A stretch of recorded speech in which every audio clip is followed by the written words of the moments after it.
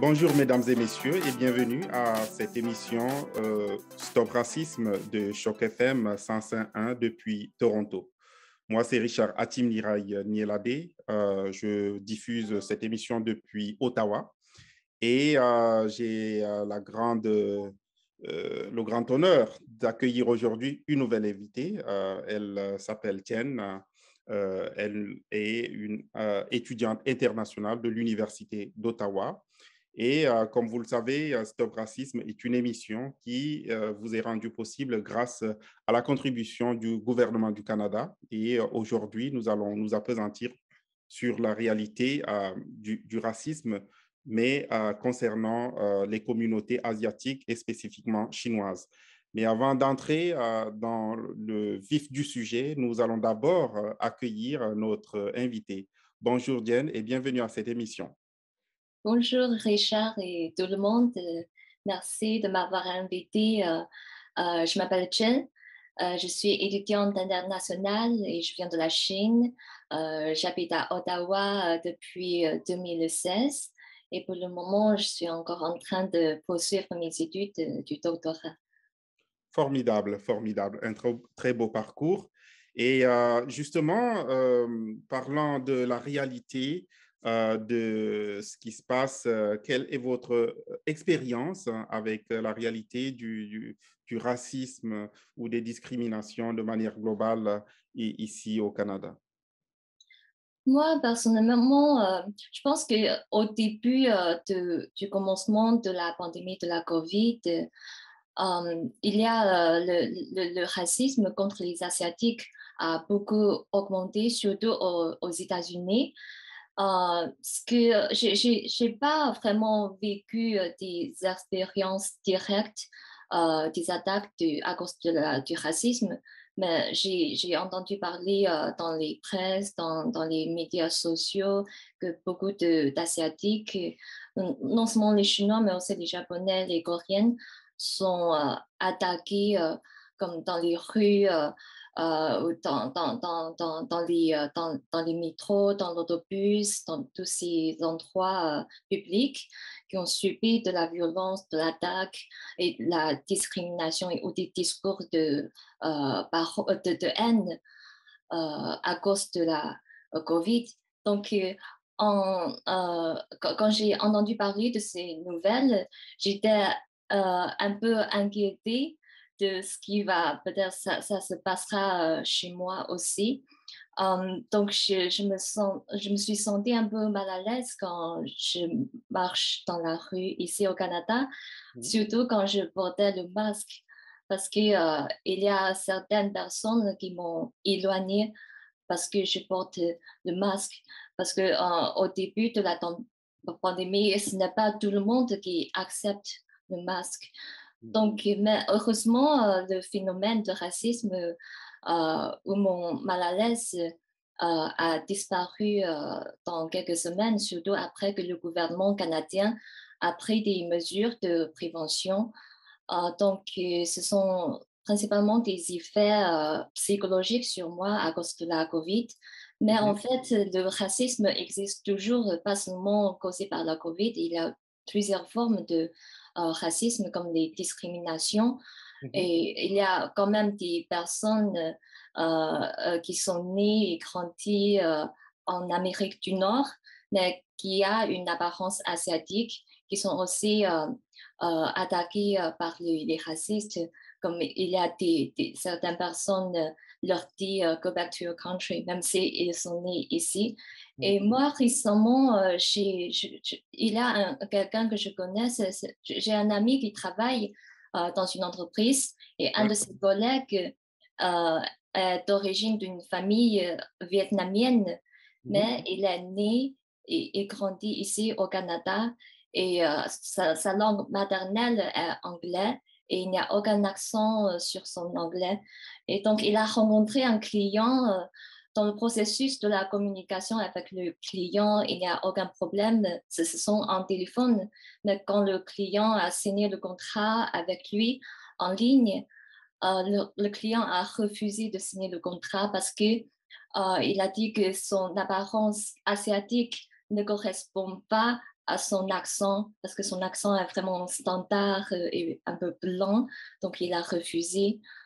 Et puis, je connais aussi une autre fille, c'est une fille de mon étudiant, et, et elle est née Chine, mais son père est russe et sa mère est chinoise. Mhm. Mais elle ne parle pas très bien l'anglais et elle a fait ses études ici au Canada et elle a trouvé un copain canadien qui est blanc et elle a dit que les amis de son copain se moquent d'elle souvent à cause de son accent. Et quand les amis parlent avec elle, ils parlent beaucoup plus vite pour qu'elle ne comprenne pas et pour se moquer de son accent. Donc ça, c'est ce qui se passe pour les personnes euh, qui ne parlent pas bien l'anglais. Et aussi, je connais beaucoup de personnes âgées Mhm. qui ne parlent ni anglais ni français, seulement le chinois. Et donc, leurs réseaux sociaux est un peu limité dans leur propre communauté.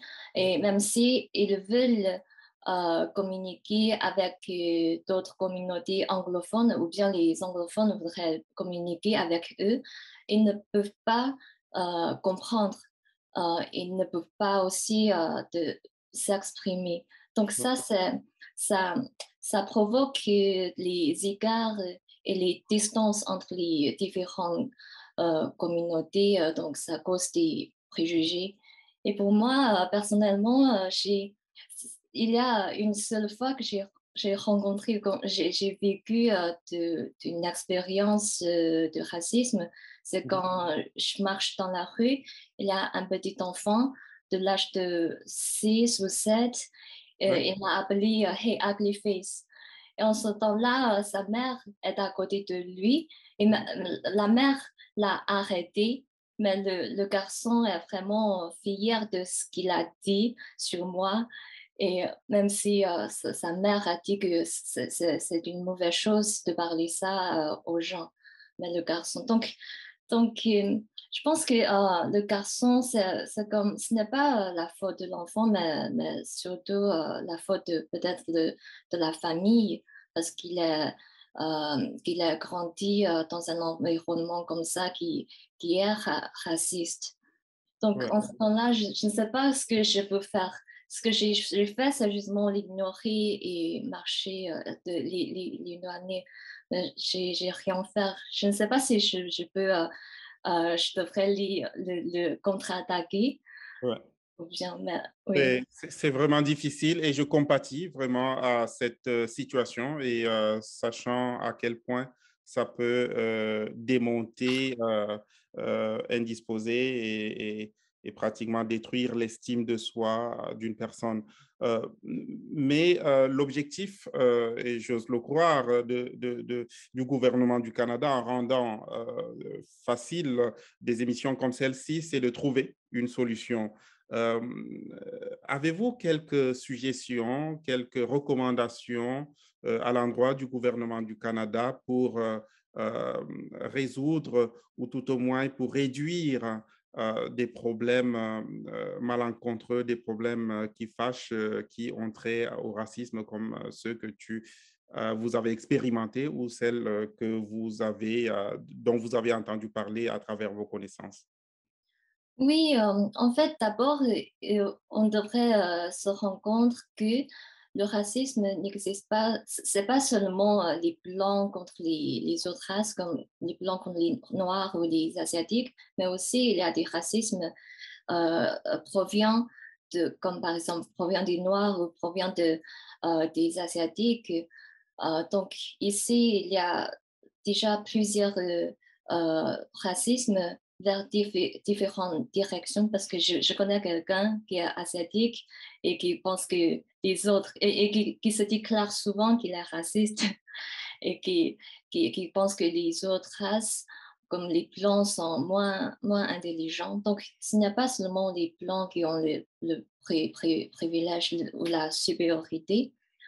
Donc, la deuxième chose qu'on devrait reconnaître, c'est qu'il y a, en fait, il y a différentes formes de racisme en fonction de différentes comme la manifestation. Comme le premier sont le racisme direct ou bien le racisme qui est évident, comme la personne qui se dit que je suis raciste et qui attaque les autres directement dans la rue. Et Mhm. donc, ça c'est un genre de racisme. Et d'autres, c'est une autre sorte, c'est le racisme un peu sous-jacent. Ce Mhm. sont comme des préjugés, des stéréotypes ou des discriminations. Comme même s'ils ne sont pas le raciste directement, on ne va pas attaquer les gens dans la rue, mais on a toujours les pensées préjugées pour les autres. Et il y a une troisième forme de racisme, c'est le racisme systémique. Mhm. Ça, c'est ce qui se trouve dans les organisations sociopolitiques, comme il y a des traitements injustes pour les personnes de, de, de différentes couleurs de la peau. Mhm. Donc, je pense que donc pour le première sorte de racisme, le racisme direct, c'est ce qu'on peut faire, c'est on rencontre personnellement dans la vie quotidienne, on peut choisir peut-être justement comme ce que j'ai fait, comme l'ignorer. Parce que le but de ces personnes-là, c'est de irriter, c'est de nous irriter. Donc, si on n'a pas de réaction, c'est juste, c'est déjà une meilleure contre-attaque pour ces personnes. Et, Mhm. et si on peut rassurer notre sécurité personnelle, comme dans le lieu public avec beaucoup de monde, on peut peut-être aussi contre-attaquer par les paroles. Et puis, pour le deuxième racisme, qui est les préjugés, discrimination, je pense que dans ce cas, la communication et les échanges réciproques est le Mhm. plus important. Et Ouais. puis, dans tous ces cas, l'éducation est le plus important. C'est une mesure le plus efficace. Comme il y a deux sortes d'éducation. D'abord, c'est l'éducation de la famille, parce Mhm. qu'on n'est pas né comme raciste, Ouais. mais le racisme est construit dans le contexte socio-culturel. Mhm. Donc, l'éducation de la famille est importante dans ce cas. Et puis, pour l'éducation académique, on peut peut-être ajouter le thème de racisme comme un sujet obligatoire qu'on doit discuter ou enseigner, apprendre ou à réfléchir dans les cours académiques. Et Mhm. puis, les enseignants devraient aussi se préoccuper plus souvent des élèves qui ont subi des expériences de discrimination à l'école. Et aussi, les enseignants devraient aussi arrêter le phénomène de racisme, comme arrêter les élèves qui attaquent les autres, et aussi communiquer avec les parents, la famille de ces enfants qui attaquent les autres. Euh, et puis, si on a quelqu'un, on connaît quelqu'un autour de nous qui ont des préjugés ou qui sont des racistes, comme c'est la personne que je connais, on devrait aussi, on peut essayer de les condamner ou de les blâmer et essayer de les convaincre de, de communiquer plus souvent, plus avec les autres. Ouais. Et puis pour le troisième forme de racisme, le racisme systémique, ça c'est le travail de gouvernement et des autorités. Ça c'est ce qu'ils peuvent faire comme pour améliorer les lois, Mhm. les codes juridiques et aussi pour des politiques et pour protéger les victimes, pour assurer les droits de tout le monde, de tous les habitants. Mhm. Euh, et on peut aussi peut-être punir de différents degrés des personnes qui sont condamnées, qui sont accusées d'être le raciste. même si dans la vie quotidienne. Donc, ensemble, ce que le gouvernement peut faire, c'est d'assurer que tout le monde peut obtenir des traitements justes dans Ouais. tous les aspects de la vie sociopolitique, comme dans l'éducation, la santé, l'immigration, le logement ou toutes sortes de services publics. Mhm. Et je trouve que votre émission est vraiment formidable parce que les médias ont souvent, comme la radio, la télévision, les journaux, les médias ont un grand capacité, un grand pouvoir d'influencer les pensées de la population. Tout à fait. Donc, oui, donc j'espère que cette émission de ce genre peut être fréquente et continuelle parce qu'il y a aussi des significations éducatives. Très important et nous l'espérons aussi, et surtout quand vous donnez de votre temps pour parler de vos expériences, de vos réalités et donner vos suggestions. Nous croyons que cela va contribuer justement dans la résolution, la réduction des comportements racistes des deux côtés ou de tous les côtés en réalité, parce que, comme vous l'avez si bien expliqué, c'est un problème de nous tous. C'est un problème de l'humanité et nous devons travailler ensemble pour y trouver des solutions. Donc, vous avez dit beaucoup de choses intéressantes. Malheureusement, le temps nous est venu déjà. Nous sommes déjà parvenus au terme de cette émission. En tout cas, nous sommes très contents. Peut-être vous avez un dernier mot juste à l'endroit de nos téléspectateurs ou de cette émission. Et puis, on va peut-être avoir l'opportunité de vous inviter une autre fois, mais nous sommes déjà très contents que vous ayez passé ce temps avec nous. Merci beaucoup.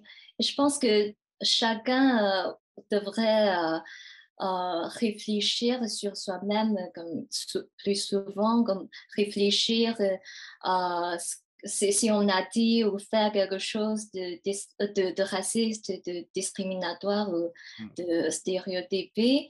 Et on devrait aussi